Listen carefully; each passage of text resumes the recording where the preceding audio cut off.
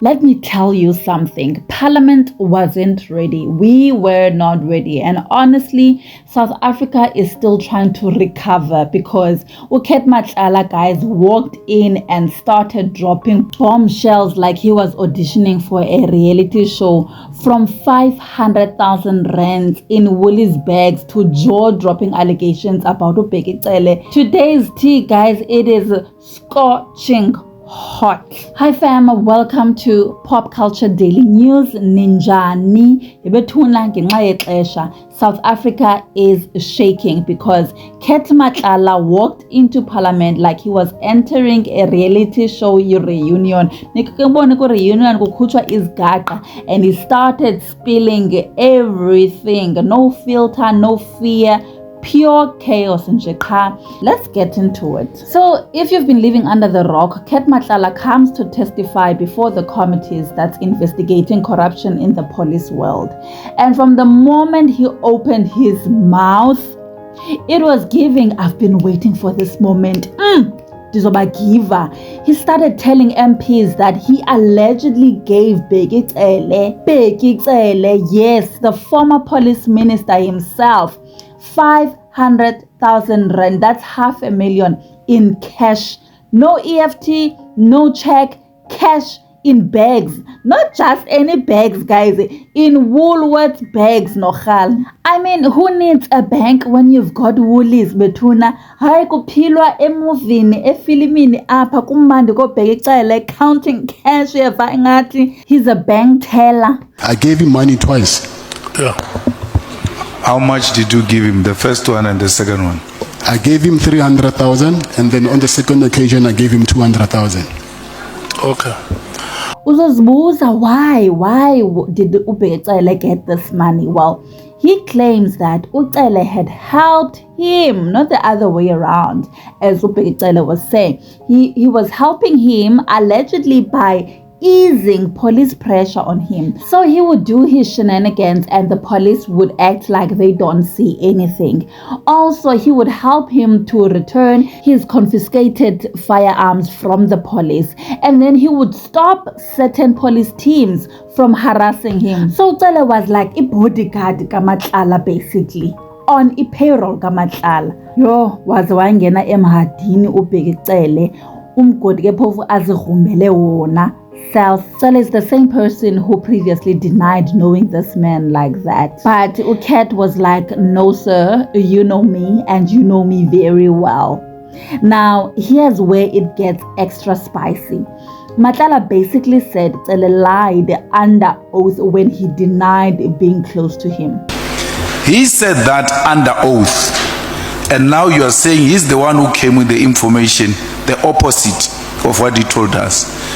So effectively, I'm asking you, Mr. Matlala, did former Minister Cele lie under oath about those issues in relation to your name?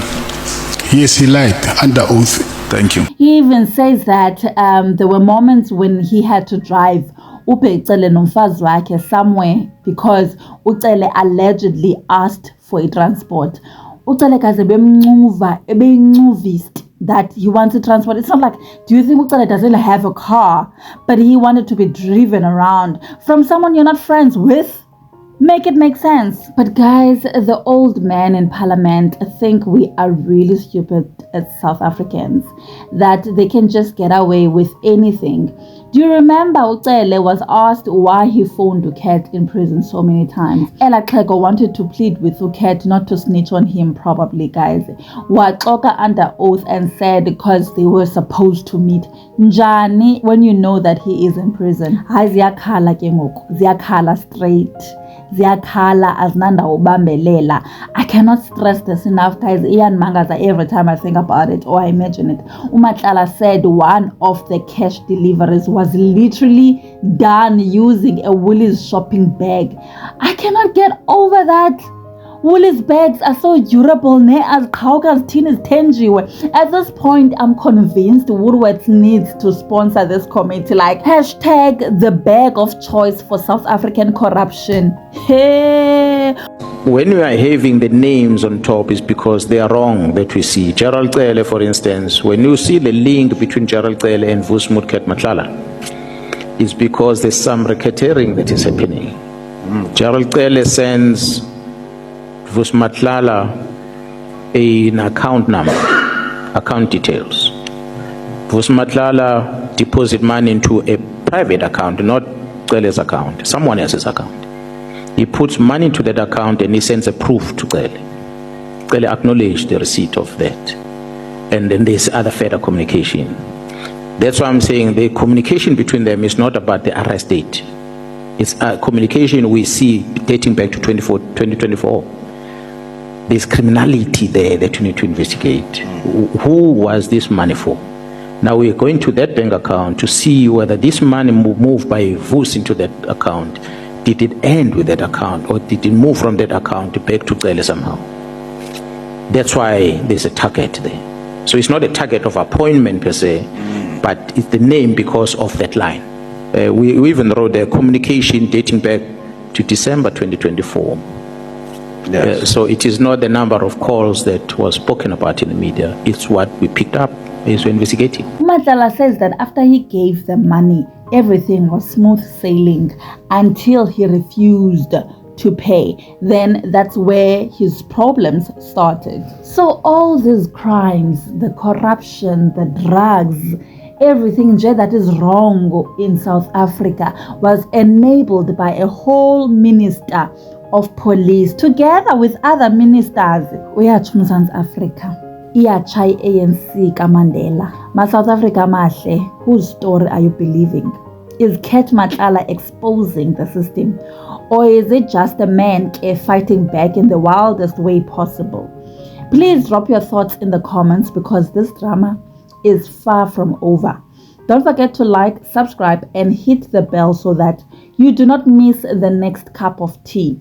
Love you all. Bye. Help us understand what was so important on the 9th of May, where records reflect that you tried to contact Mr. Matlala close to 10 times from 8 o'clock in the morning until I think past 11 in the evening. I think it was quite serious. Records reflect, and in the media we've seen that almost every hour you tried to reach out to him. What was this all about? It's because he was going to be in Durban and we were going to meet. So finally, I'm told that he lost the phone on that particular day. That's why he could not answer. But what was your reason for calling him every hour on the 9th of May? I was checking him if he has arrived in Durban. You were checking if he's around Durban? Because we're going to arrive and we're going to have a meeting. Were you going to discuss anything specific on that day? Yes. What were you going to He was discuss going with to him? brief me about the latest discussion on the matters of the project and what was said about me. Further discussing from this screenshot that was said and about my own arrest.